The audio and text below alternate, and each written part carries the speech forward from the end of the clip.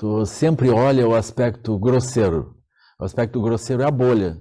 Aí tu descreve assim a situação toda, a tua identidade, a situação toda que te obriga, o que te faz levantar a hora que tu levanta, o que te faz fazer o que tu tem que fazer a cada momento, né?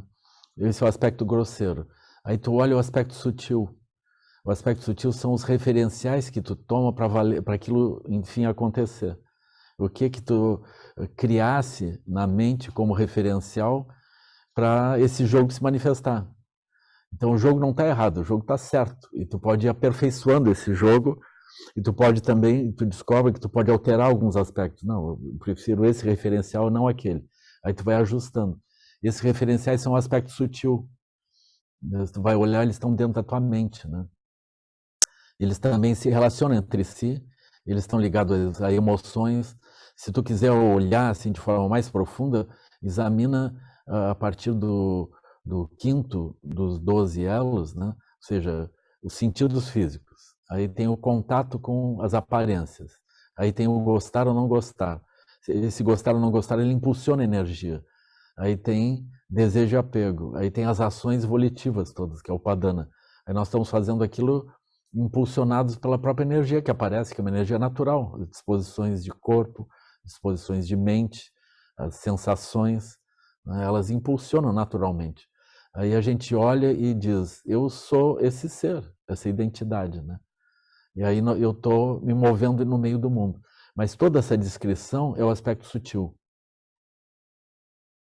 É o aspecto sutil que opera dentro das bolhas e junto com as identidades, né? Aí tu olha o aspecto sutil e tu vê que tem uma liberdade. Tu podia fazer de um jeito, tu pode fazer de outro, tu pode fazer de outro. E tu já fizeste de outros jeitos e provavelmente no futuro tu ainda vai estar buscando ainda fazer de forma mais perfeita, tornar tudo um pouco melhor. Então essa base que tu tem, que te permite fazer de um jeito, ou de outro jeito, ou de outro jeito, é o aspecto secreto. Ele nunca aparece. Ele atua o tempo todo, mas ele não aparece como algo na nossa mente, né? Mas a gente tem até um refúgio dentro disso, porque a gente sabe que a gente pode fazer um pouco diferente. Então esse é o aspecto. Aí quando nós nos voltamos a examinar esse aspecto, a gente vê que a nossa natureza é essa liberdade. Ela não é nenhuma das formulações ou respostas automatizadas que a gente começa a produzir, ainda que a gente se dedique constantemente aos aspectos transitórios, porque esse é o jeito pelo qual a gente joga o jogo grosseiro. Nós somos cobrados de ter identidades e de manifestar movimentos dentro disso.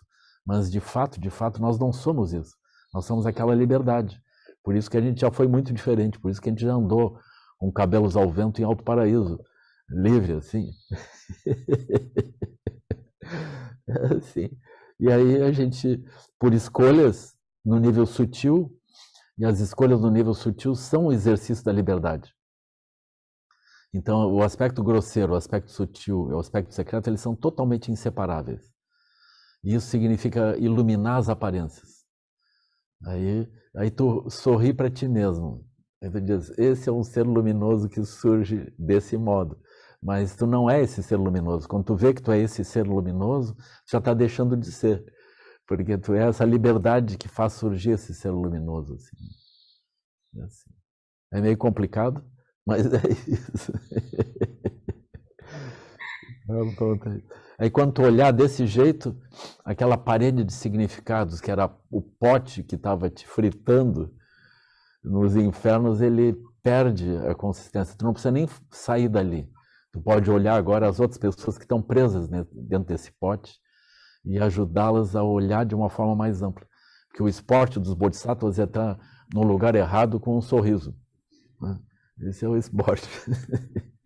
Está sempre num lugar condicionado, mas a gente tem uma liberdade natural para poder andar no meio disso. Né?